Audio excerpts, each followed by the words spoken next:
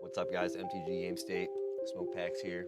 We have a pretty crazy, it's again slow news, fast news, high news, low news day where we got Commander brackets finally being introduced. This is the beta. Wizards of the Coast, the design side of Wizards of the Coast, the design team is now in charge of the Commander Rules Committee. So we're gonna kind of see how they're gonna be implementing this new bracket system, which will help us tier the power level of decks. So we're gonna get into that and then watch a little bit of video of that and get into some finance. So here we go. I don't know how I do it, guys, but here we are, introducing Commander Brackets Beta. This is an article. Always links will be in the description of the YouTube video. Anyone who wants the link in the Twitch chat, just let me know. We can link it all down. This is introducing Commander Brackets Beta. Gavin Verhey wrote the article off the website. I want to go over the full article because we're going to watch a video, clicking all over. We're going to watch a video to have Gavin himself explain what's going on, but there are 5 Commander brackets. Each one is meant to classify a different kind of game experience. Brackets 1, 2, and 3 are different levels of socially focused play. Brackets 4 and 5 are focused on a higher power, even a competitive experience. So in the past, we used to talk about power level 1, 2, 3, 4 through 10. It's kind of like a community thing we all kind of agreed upon. Now that I see Wizards of the Coast, now we all see Wizards of the Coast has official control of the Commander format through their design team, they need to have some form of official literature nailed down, you know? Before it was just a community ran format. It seems now the community ran format is kind of turning more into the officially ran format. Nothing wrong with that, but I just wanted to say that's kind of where we're at right now for anyone who just hasn't been playing Commander or caught up. So these are the 5 brackets, optimized and CEDH being, you know, top. This would be like your power 9s back in the day. This would be 10 and CEDH, obviously competitive Commander. Again, 1, 2 seems like 1, 2. This is like 3 and 4. This would probably be like 5, 6, 7, 8, 9, 10. All right, and they kind of just put them all. It's a little. They kind of condensed what we knew into a nice little 4 bracket system. Among things called game changers, which we will get into, and this is all the game changers, and even I feel like the bracket system is kind of more fielded off of community, just the design team asking the Magic players themselves through surveys what they could do. Now I want to real quick pause the music. We're gonna get this is from the weekly Magic streams off Twitch. I want to get into the guys talking about the bracket system. This is Gavin Verhey here. This is Blake Rasmussen. They're both part of Wizards, part of PR and the design, I believe, respectively. So let's get into what they're going to talk about. Let's start talking about the brackets. So we've got some great graphics that we're going to put up on the screen. Start us at the beginning here. Right, so there are 5 Commander brackets, 1 through 5, and I'll kind of walk through all of them. The first bracket is the, I'd say the most casual. So we're going to watch this real quick and see what happens. Kind of going to let them do the talking. So we'll start with bracket number 1, go. which is Exhibition. Exhibition is a level for your ultra casual Commander deck. This is something even below the power level of a Precon. This is something that might be your really thematic deck. Maybe it's your Weatherlight Crew theme deck, your villains yelling in the art deck, your werewolf theme, your I put every soldier in here deck. There's a lot of stuff. Your werewolf theme. This category, but something that is you're sitting down. The game's going to go long. You're there to kick back and relax, and it's more about just the experience of playing with your friends than anything else, and showing off the cool thing that you've created. Now you'll notice a couple things down there at the bottom. There's kind of 4 main talking points that a lot of people use when figuring out what kind of Commander game they want to play, and that's mass land denial, extra turns, 2-card infinite or lockout combos, and tutors. And so we kind of wanted to create some definition for each of these 4 things for each of the brackets. Yeah, and so we're going to talk about game changers pretty in depth, but it would be good as we go through this for you to give some examples of each of these. So we say, for example, no mass land denial or extra turns. What do you mean by mass land denial? Yeah, so mass land denial. Land destroy, my favorite favorite archetype. Information after this stream. I'm not really happy about that. Mass land denial is we framed as anything that will regularly destroy, exile, bounce 4 or more lands per player, or keep 4 more lands per player tapped. So cards like Armageddon, Winter Orb, Sunder, or it makes them not produce mana of their type. So Blood Moon, all that stuff. Sure. cards that basically a lot of people have soft banned. My favorite from their cards, Commander all the tables meme anyway, cards that aren't like actually written lock and the codified game. anywhere. Yeah. We wanted to put on here, right? Because I've heard the story so many times of someone starts Those are playing probably gonna be Commander, tier, like, and they 5 look at the cards. Commander ban list, and they're like, oh, well, it looks like Armageddon and Blood Moon are great to play. Let's go right in my deck. Yeah. And they sit down at a table, they cast Armageddon, and everyone's like, what the heck? You're not supposed to Armageddon people. So having that actually on a list somewhere codified is really nice. Extra turn spells, a lot more straightforward. These are cards that take extra turns. Infinite or lockout combos, once again, those are very much you will know it when you see it kind of situation. Game changers, we'll get to in a little bit. I want to get through all 5 of the brackets. Then We're describe gonna what we game changers briefly are. mention There's the a game list of cards. changers. We'll talk about I that want at the them end. to explain. And then it, finally, let's just tutors, go. right? A little bit of tutoring, great. Finding one card here and there, cool. Inefficient tutors like Diabolic Tutor, awesome. But when you start finding the same cards over and over, it makes the games a little more homogenous, and that's what we want to try and get away from at the lower levels. We really frame brackets 1, 2, and 3 as more socially focused, and bracket 4 and 5 as a little more, I don't want to say competition focused, but like it's more about smashing your It's more about opponents in a winning. way. Yeah. I think it's the best way to approach it. I'm gonna mute them real quick. I think it's the best way to approach it is just brackets 1, 2, and 3 as like more social, not really think about 3 can't play with 1. Pre-constructed deck today. Yeah. That's bracket number 2. Now there Bracket are some 2 is the outliers pre-con here. decks. Modern Horizons Commander decks, Secret Lair Commander decks maybe are a little outlier. But if you think of your average pre-con deck, Yep. this is about where that sits. So of course your deck's aiming to win. You're gonna have powerful engines and stuff, but you're not gonna have mass land denial. You're not gonna be chaining extra turns over and over again. Maybe you take one turn. Yeah, but let's you're not pause there. changing them. So what's the difference between taking extra turns and chaining extra turns? Yeah, so this was a big thing to talk about. Chaining extra turns is like one extra turn. Oh, that's fine. That's good. Sure. That can be fun. But when you start taking 2, 3, 4, 5 extra turns in a row, Sure. that feels like a combo deck almost, right? And everyone is sitting there watching you play your deck, which is not always the most enjoyable. So like a Stitch in Time in your coin flip deck, yeah, it's on theme. Yeah, the do clause is it. really there for me so I can keep playing Stitch in Time. Right, That's the actual thing going Oh, on. okay. Here. No two card Gavin just infinites, wanted to make no this game himself. changers. Once No, again, just get that fucking a little around. bit, and then still low on the tutor density Yep. for sure. Okay, now let's go to the third one. I think this will be. I'll have some stuff to talk about here. So this is upgraded. Upgraded is makes sense. Yep. Core is a pre-con level, and exhibition is kind of below a pre-con level. 3 is where above a bracket pre-con 3 is level, where a so lot of it my is decks tend to upgraded. fall, and Above bracket the 2. strength of an average pre-con deck. Most of my decks are 2 and 3. Your decks get a lot I only have stronger 2 here. that will Still no be mass land denial, a like I said, we bracket wanna keep 4, that which we'll out of talk the about. First 3 brackets, and you're still not chaining extra turns because that's very much like this kind of combo-y finish. But 2-card infinite combos in the late game, we're not talking Thassa's Oracle on turn 3 or whatever. Yeah. But if the game ends on turn 7 or 8 with an infinite combo, that's acceptable, or a lockout combo. And at this level, you can start playing up to 3 game changers. Yeah, again, the game changers are very important to this. That's why we're talking about them separately. Right. So hold your thoughts on those for a little bit. I see some people talking about this in chat. Game changers are super. They're referring to very this is a important Twitch chat VOD we're Yeah, just watching back. And I'm really excited about what the game changers list is. I think it's a really cool tool for us. We'll get to that after all 5. So hold on, just 2 more brackets, and you'll see them. The other Tell thing me was, now! so I did the exercise yesterday of just going through my commander decks and like seeing where they fell. The vast majority of them, not building towards it, not intentionally doing it, kind of fell in 3. And I think that's going to be a fairly common experience. Yeah, we expect most decks to fall in 2 and 3, and then 4 after that. But we really want to try and, well, let's talk about 4 actually. I'll talk about 4, then I'll explain kind of how it all comes together. Let's go to 4. So 4 is optimized. This is high-powered commander. You get to go wild. This is basically all the restrictions are off.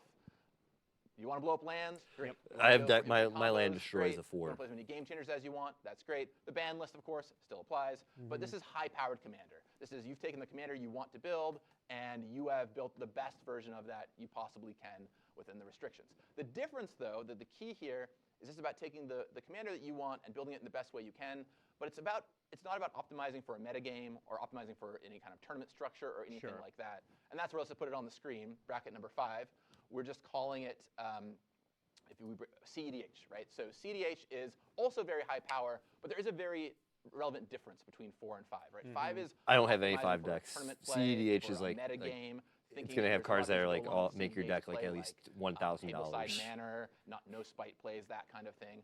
And we wanted to really quantify that. I was really glad we had some CDH folks on the panel, because one thing they really tried to talk about a lot, and I really appreciated, was how there is a sizable difference between CDH and high power. Yeah. And also when talking about matchmaking in Magic, CEDH is the one that has worked in Commander, right? When I say CEDH, everyone kind of knows what that is, and it's done a good job of this already. Yeah. So handing that as the 5th bracket made a lot of sense to us. So to kind of go back to what we were saying a second ago, I think a lot of decks will fall into 2, 3, and 4. That's where a lot of folks' decks will hit. That's where ours did. And then, CDH is a smaller subsection, but that's a very... And if you guys use Moxfield or not Gather, I think it's forget what the software is. They will have your decks and cards set for the bracket system already. But now that I know that there is a bracket I can play that in, I kind of want to go build one so I know I have a place to play it, right? And I'll build my kind of goofy deck where we all get to show off like a fun theme and enjoy the time together. I mean, so it creates a space for that. Yeah, I mean, I love, anytime I go to a Magic Con, I always run into or play against people who have an aesthetic theme too. Ladies looking left, or my deck is all misprints, or I have a retro frame deck. It's fine. And I think that having that as a spot on its own is great, because then it's just like 4 people hanging out showing off their cool stuff. Right, which is awesome, as opposed to what we want to avoid, which is, I'm going to show off my cool back-on Blackblade white border Commander deck, and you're like, great, blow up all your lands. And you're like, well, it's not really what I was here to do. It was a white bordered Armageddon. You didn't tell me you're playing a 4 deck. I'm trying to play between 1 to 3, that's please. That's kind of how this is all set That's how up. the conversation is going to go. Talk about the Game Changers list, shouldn't we? All right, Game Changers. So the Game Changers list is, it's I think the thing that people are going to talk about most in this. The land and destruction, tutors, all of that stuff kind of makes sense. People sort of separate themselves in that form and fashion anyway. But I think the Game Changers list is the secret sauce here. So tell us about that. Yeah, let me give a little bit of preamble before we bring it up on screen. So the Game Changers list is something new. We're really excited about this. It is a single list of cards. So unlike maybe the previous brackets we had talked about, it's not a bunch of things you have to track. It's one list of cards. In this initial beta, it's 40 cards that are on this list, although a lot of them are in very similar categories, as you'll see. And we're crashing? The idea is it's part watch list. So it's part like, hey, these are some cards that you should know. These are really powerful Magic cards that we certainly have our eyes on. And if we do, in the future, end up banning any cards, it'll almost certainly be off this list, which is really nice. No matter how you feel about how Jeweled Lotus and Mana Crypt not being legal, I think one thing everybody kind of agrees on is the surprise of it was it was a big surprise to the whole community. And so having a list of like, hey, just so you know, these are some cards we have our eyes on is really meaningful. Now, it's not saying that these cards are all at risk, but just knowing that they're there, and they'll be signaling and things like that in the future, but knowing that they're there, that they are cards that we have our eyes on, I think is really important. A card won't jump from not on this list to banned. It would. And we're crashing? Almost always, yeah. Maybe in a very rare situation like Nadu, where it's a brand new card, and I just want to hurl it into the sun. Sure. Like all copies of Nadu should be. I would be... I'm not a fan of that card. I would Sorry, be, guys. We're live, so I'm just making fun of one myself. case, but in general, it'll go from this list. And similarly, it gives us a great half step down. If we pull cards off the ban list, they can move on to the Game Changers list, where they can impact the people who want to play at the higher powers of Commander without impacting the folks that want to play at the lower brackets of Commander. So, you can imagine a number what are of my cards thoughts here? on the ban list. What are my thoughts here? Because I don't want to watch the full thing. I just wanted to briefly glaze over this. Again, Wizards of the Coast, the actual game design team, the employees of the people who print the Magic card game, are in charge of the fan-made format. So they need to get some official literature in. They need to get some official things to put on the websites and share around, get people to tell you what's going on. Gavin, I think, is doing his best to display that, and Blake, when they do the shows, catching in with the community, doing all these things, I think it's good. My thoughts, though, are it seems they're just kind of having the recent, this is like, so we had the bans, I had to pause for a second, but we had the bans of the most recent Commander bans go down, where Dockside Extortionists, among other cards that we know and love, were, the names completely escape me right now because I'm yapping, were just straight banned out of nowhere. No one saw it coming, no one was really even warned, just kind of was told, there you go. And kind of what Gavin was saying, those cards could easily be unbanned and put onto the Game Changers list where, they're only going to be played, they shouldn't be played in levels, in tiers 1 through 3. And if you are, maybe you're going to have one Game Changer and not necessarily it's going to be a card that was recently from the bannings that just is probably eventually soon going to be changed over. So that was really more my just off cuff thoughts. Guys, thanks for hanging out with me through that too. Appreciate y'all. We're gonna get into the finance of that, but I just want to briefly just glaze over and see from their mouths themselves what was going on with the commander bracket system. And we're here. I'm gonna chug along into the finance portion, and we're gonna play in some Final Fantasy IX. I got some Innistrad remastered packs we'll hit. We just survived a great crash, so you kind of made it just in time. So card number 1, I've been seeing it get life, not Dockside Chef, Dockside Extortionist, guys. Coming back. He's making a comeback. Yeah, don't call it a comeback. But this time, it's the Double Masters print I'm seeing gain life, not necessarily the original Commander 2019 print. Sorry, I wanted to say Commander Masters for whatever reason. So I'm seeing this kind of gain life because I think we're going to be getting it unbanned and put onto the Game Changers list for the new Commander Rules Committee, since this is a card made only for Commander. Legal in Vintage, surprisingly, and Legacy. Currently banned in Commander. It's a 2-drop Goblin Pirate, 1/2. When Dockside Extortionist enters the battlefield, create X treasure tokens, where X is the number of artifacts and enchantments your opponents control. Treasure tokens are artifacts with tap, sack this artifact, add 1 mana of any color. So I'm seeing his average listing on TCG Player is $72. Market's buying at 27 bucks. So they're trying to buy low, sell high, you know what I'm saying?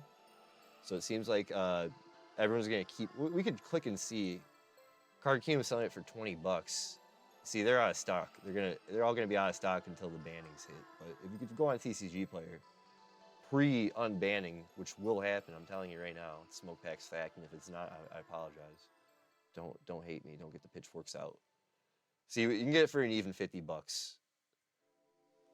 So still, even though it's banned, people know their money. They know it's going to be unbanned, especially Double Masters 2022. So that's all I got for it. You guys in the chat, I know you guys haven't played this against this card much, and if you have, it's kind of a feel-bad card. I think it should always just be banned Commander, but whatever. They want it for CEDH, so they'll have it. But card number 2 on our list, Ranger Captain of Eos. You guys actually want to know this card. It's 3-drop, 1 and 2 white, Human Soldier Ranger, 3/3. When it enters the battlefield, you may search your library for a creature card with a converted mana cost of 1 or less. Reveal it, put it into your hand, then shuff. Shuff is short for shuffling. Sack Ranger Captain of Eos. Your opponents can't cast non-creature spells this turn.